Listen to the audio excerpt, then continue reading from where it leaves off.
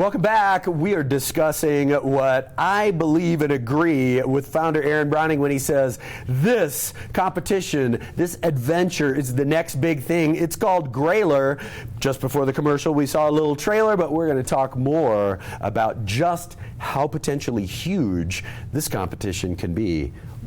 Capping it at 3,000 teams. And when you said that, I chuckled because, oh my gosh, that's a lot of teams. But as you pointed out, that's smaller than a Spartan race. Right. Smaller than almost anything. Smaller than most mud runs, or about the same size. Yeah, sure. So, and that really does put it in perspective of, yeah, absolutely. Talk a little bit about how you get from kind of the genesis of the idea to, as you mentioned, you haven't had more than 5 hours of sleep in a year, how you kind of make it happen, the logistics of it, and how you make it happen. Yeah, so I'll give you a little insight of how we've created this game over the last 16 months. So we do tons of retreats. I'll get 5 to 10 of the smartest people I know. We'll go sit on a houseboat at Lake Powell, and we'll barricade ourselves in for 4 or 5 days at a time, no cell phone coverage. Right. And we just brainstorm all these different fun things to do that you would never get to experience outside of this game.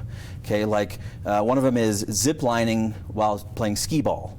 So you're literally zip lining with bowling balls in your hands, doing 35 miles an hour and trying to drop these bowling balls into different sized bins for a different amount of points. That's crazy. Every step of the treasure hunt is a competition. And that's why it's a game of skill and not a game of luck. The team who wins will be the most diversely skilled team in the competition.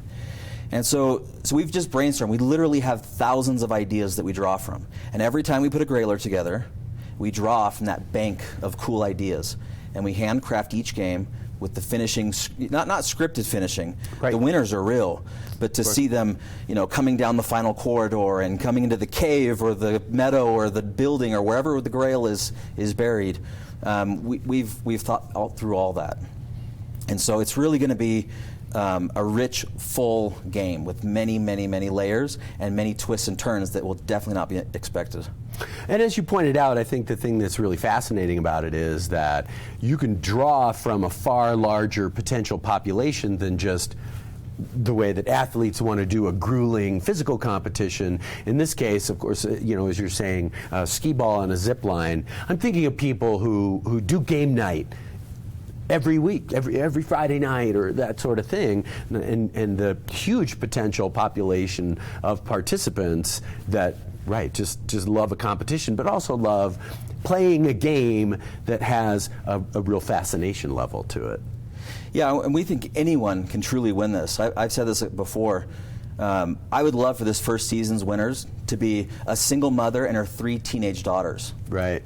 Because that would just show that this isn't about being 25 and the best CrossFitter in the state. Right. And we're actually drawing people from all across the country. This isn't just Utahns playing. We're actually having people now that are flying in to play this. Oh, now that you mention that, I'm sure I could see people that are Grailer groupies and go to every competition. Absolutely.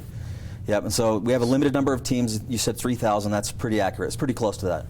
And so we're filling up.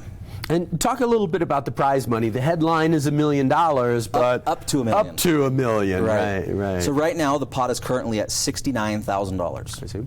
If you sign your team up, a portion of your sign-up fees goes straight towards the pot. Or let's say Park City TV comes on as a sponsor. A portion of that sponsorship revenue goes straight towards the pot.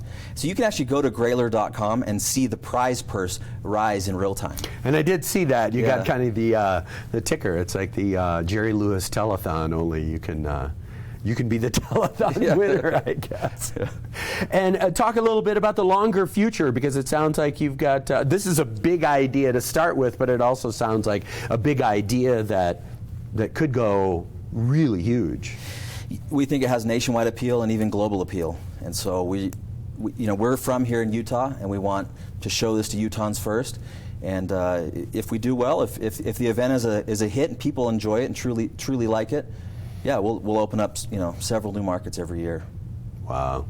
Well, it occurs to me that with any great event, there's two pieces, and one is to have a good idea, and sometimes you hear, I'm sure you're familiar, I'm sure the brainstorming sessions down at Powell probably included where you go, yeah, no, that's no, to get to this one kind of great idea, but then it takes the logistics. I have to imagine that, sure, you'll work out some things in your first run here in Utah, but I imagine you guys will get really good at this, and then it just becomes pure fun, especially designing the competitions. The design of the game is the fun part. When this started off, literally the idea was, why don't we bury $5,000 and put a treasure map online?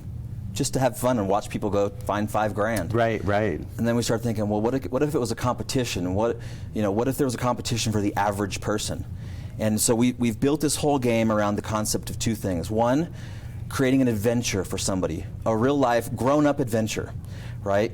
And then also make it where anybody can play and anybody can win, which there's not much out there that's like that. Not at all. And so one of our taglines is, we reward the hidden talents of the average person. So you may be the best treasure hunter in the whole state and you have no clue because you've never done it. Or you may be the best person at zipline skee ball and you've just never done it, right? You could be the champion. And so the point of Grailer is to draw out those hidden talents of the average person and then reward them for it.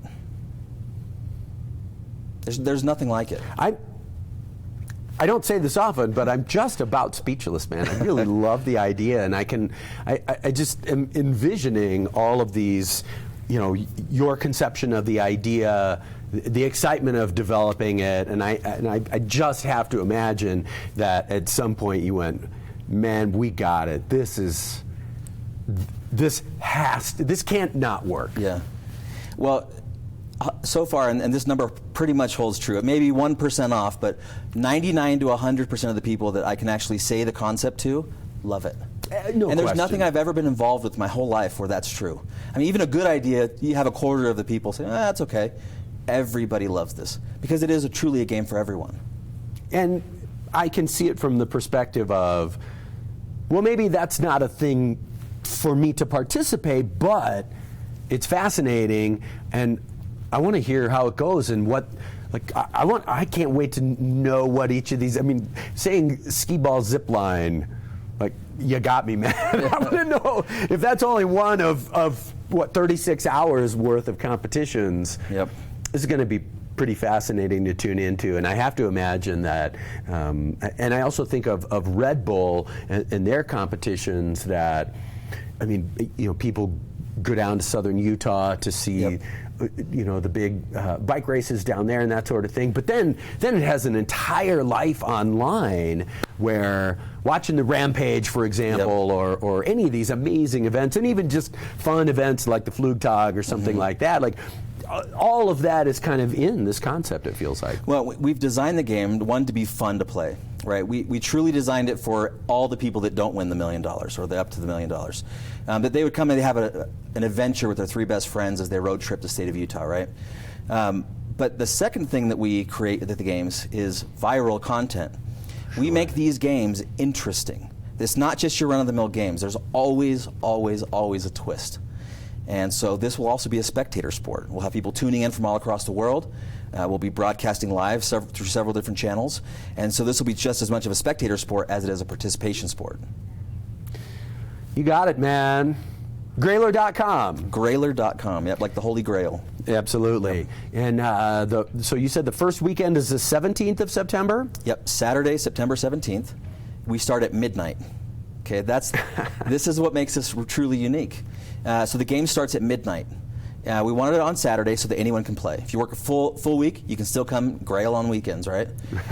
So you show up at this certain location. It's a secret location that we'll announce 2 weeks before the contest.